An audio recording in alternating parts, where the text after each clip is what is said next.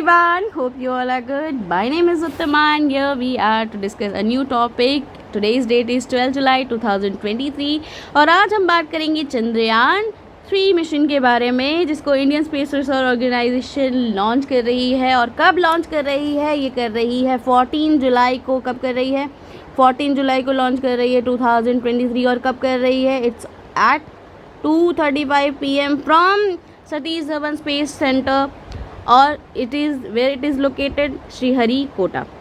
तो आज के वीडियो में हम जानेंगे कि किस तरीके से चंद्रयान 3 मिशन डिफरेंट है चंद्रयान 2 मिशन से।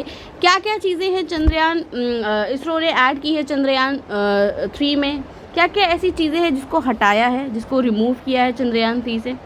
So before we start this video I want you all to subscribe this channel. और अगर आपको मेरे वीडियो अच्छे लगते हैं तो प्लीज़ बेल आइकन दबाइए ताकि आपको मेरे वीडियोस ज़रूर से ज़रूर मिलें। ठीक है, तो हम मूव करते हैं आज के वीडियो पे, that is Chandrayaan 3 moon mission by Indian space research organisation. अब आप सब जो ये PDF देख रहे हो, ये PDF ऑलरेडी मैंने इसरो की वेबसाइट से निकाला है ताकि हम कोई भी गलत इन्फॉर्मेशन ना लें। तो चंद्रयान 3 मिशन में ऑलरेडी यहाँ पर जैसे आप देख सकते हो कि 3 लिखा हुआ है। 3 मीन्स कि ये हमारा इंडिया का 3rd लूनर एक्सप्लोरेशन मिशन है। ये तीसरी बार हम ऐसा कर रहे हैं। मून के बारे में जानने के लिए हम कुछ लॉन्च कर रहे हैं। तो क्वेश्चन आता है कि क्या हमने कोई सैटेलाइट, हमारी जो सैटेलाइट क्या है, क्या ये चेंज हुई है? चंद्रयान 2 में क्या अलग थी, चंद्रयान 3 में कोई अलग लॉन्चर को यूज़ किया गया है?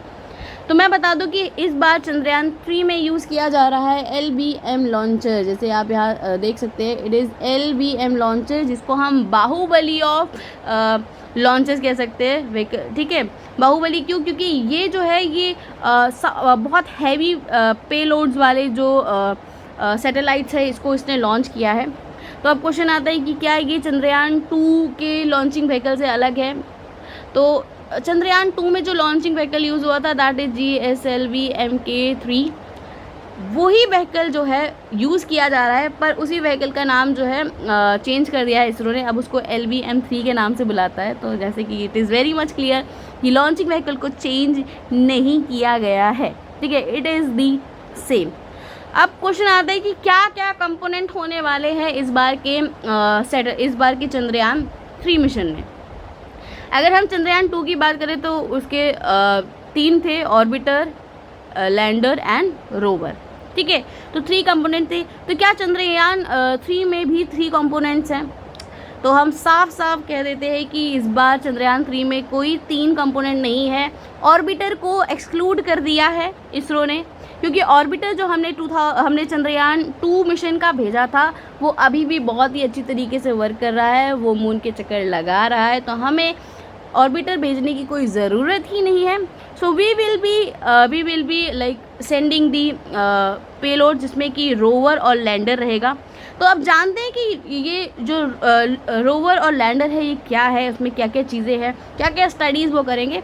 बट बिफोर दैट मैं चाहती हूँ कि आप इस इमेज को देखिए। जो इमेज यहाँ पर आप देख पा रहे हैं कि ये हमें दिखाएगा कि किस तरीके से वो जो लॉन्चिंग व्हीकल है, किस तरीके से जो हम सैटेलाइट भेजेंगे वो किस तरीके से जाएगी, कैसा उसका मोशन होगा, किस मोशन में जाएगी। और आपको ये बहुत ही क्लियर हो जाएगा कि किस तरीके से इसकी लॉन्चिंग होगी। Okay, so let's move on to and understand the component that is lander and rover from the Chandrayaan 3. तो जैसे कि यहाँ पर आप सभी लोग देख सकते हैं कि हमारा जो चंद्रयान 3 है, this will be actually having lander payloads and rover payloads. 2 components होंगे इसके। ठीक है, there how many components? There will be 2 component 1 and 2। इनके बारे में थोड़ा और जानेंगे, पर एक और मैं आपको इमेज दिखाना चाहूँगी जो कि आपकी जो कॉन्सेप्ट्स है वो और ज़्यादा क्लियर करेंगे।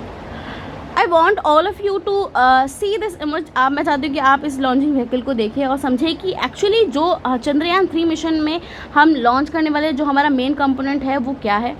तो जैसे कि आप यहाँ पर 2 दिख रहे हैं, दिस इज़ सॉलिड बूस्टर। इसमें एक्चुअली जब भी कोई भी सैटेलाइट लॉन्च होती है तो इनिशियली जो एनर्जी मिलती है वो इन दोनों सॉलिड रॉकेट बूस्टर से मिलती है। सबसे पहले ये जलते हैं, उसके बाद फिर ये जब ख़त्म हो जाते हैं, लगभग जब इनको अलग होने का टाइम होता है, तो उसके बाद ये थोड़ा फायर जो है वो बीच वाला जो है उसको देते हैं। फिर ये बीच वाला जब इसका फायर ख़त्म हो जाता है तो ये आगे फ्यूचर में जाकर के ऊपर मतलब जाकर के ये अलग हो जाता है। उसके बाद दिस पार्ट, ये जो बीच का पार्ट दिख रहे हैं, फिर ये पार्ट जो है वो एनर्जी देता है और आगे इस ऊपर वाले पार्ट को जिसमें कि हमारा सारा पेलोड वगैरह रहेगा उसको आगे ले जाएगा। ठीक है, तो यहाँ पर एग्जैक्टली अगर हम देखें तो कहाँ पर हमारा जो रोवर और लैंडर होगा, it will be here only, top पे रहेगा। ठीक है, और ये जो है सबसे पहले क्या होगा, सबसे पहले जब भी लॉन्च होगा, लॉन्च होने के बाद सबसे पहले ये दोनों जो एलिमेंट्स होंगे ये अलग होंगे। उसके बाद ये जो एलिमेंट है कुछ समय बाद अपना फ्यूल बर्न करने के बाद ये अलग होगा। उसके बाद ये जो कवर आप देख रहे हो इसका ऊपर का, दिस कवर विल रिमूव, ये कवर रिमूव होगा। उसके बाद दिस पार्ट विल रिमूव। तो आपको सीरीज़ पता चल गई, पहले सॉलिड रॉकेट बूस्टर ये अलग होंगे। उसके बाद मिडिल में जो लिक्विड रहता है, इसमें हाइड्रोजन वगैरह बहुत ही फ्लेमेबल रहती हैं गैसेस, वो अलग होंगी। उसके बाद ये जो इसका कवर है, कवर खुलेगा। ये जो लैंडर और रोवर है ये अलग नहीं होगा, बस इसका कवर खुलेगा और ये और आगे जाएंगे और after some time this part will separate. वो अपना ये जो बीच का पार्ट है ये अलग हो जाएगा, ये दिस पार्ट विल सेपरेट, और ये जो अकेला पार्ट है ये आगे तक फिर जाएगा।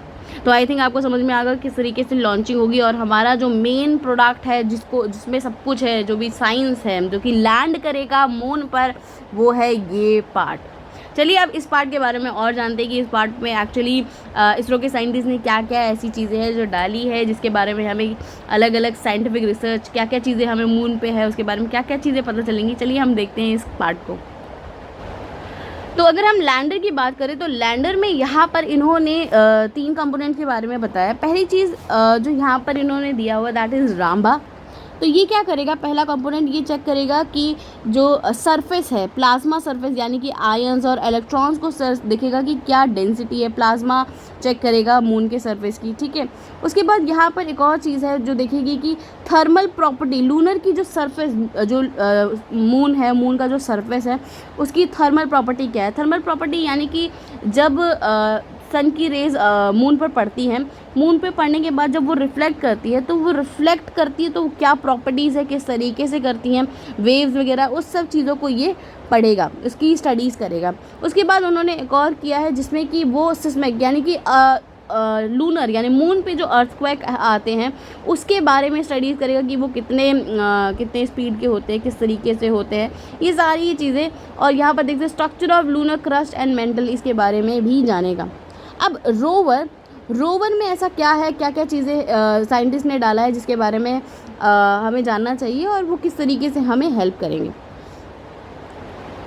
यहाँ पर जैसे कि हम देख सकते हैं कि रोवर में यहाँ पर APXX, यहाँ पर अल्फ़ा पार्टिकल एक्सरे को डाला गया है, जिससे कि हम जो सरफेस है, क्या है सरफेस ऑफ मून, उसमें कौन कौन से मिनरल कंपोजिशन है उसके बारे में जान सकेंगे।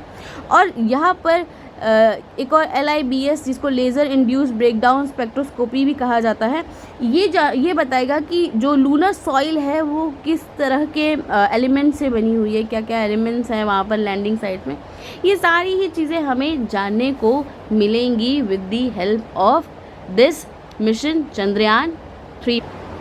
यहाँ पर आपको लैंडर और रोवर की थोड़ी और इन्फॉर्मेशन देखने को मिल जाती है, जिसमें कि हमें बताया है कि जैसे कि लैंडर जो है, ठीक है, लैंडर की जब वो लैंड करेगा, ठीक है, उसकी जो लाइफ होगी दैट इज़ 1 लूनर डे, जिसको हम अर्थ डे में अगर कहें तो 14 अर्थ डे, यानी कि लगभग आधा महीना आप कह सकते हो। ठीक है, इसका मास दिया है कि सबसे ज़्यादा मास में यही है, इसका मास आप देख सकते हैं 1749 kgs दिया हुआ है।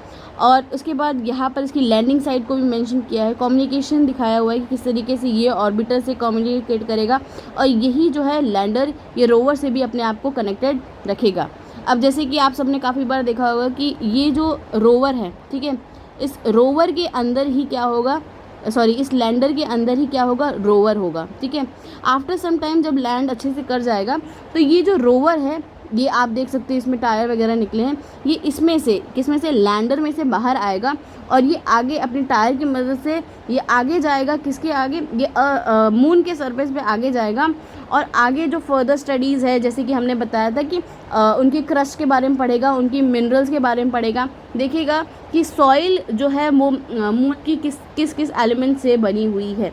ठीक है, तो यहाँ पर आप देख सकते हैं। अब रोवर की कितनी लाइफ है, इसकी भी 1 लूनर डे है, यानी कि लगभग आधा महीना, 14 अर्थ डे।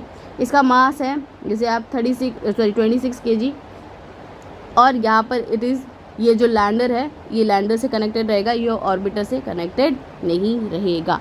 तो मुझे लगता है कि आज के वीडियो में आपको कुछ एक्स्ट्रा नॉलेज मिली होगी। अगर आपको अच्छा लगे तो प्लीज़ प्लीज़ प्लीज़ लाइक करें। और अगर आपको कोई और इन्फॉर्मेशन अगर आपको चाहिए हो, अगर आपको कोई और टॉपिक चाहिए हो, तो प्लीज़ प्लीज़ मुझे कमेंट में डालें, ताकि मैं और अच्छे से अच्छे वीडियो और रिसर्च के साथ ला सकूं और अपनी वीडियो को बेटर बना सकूं। Till next video, bye bye everyone, take care.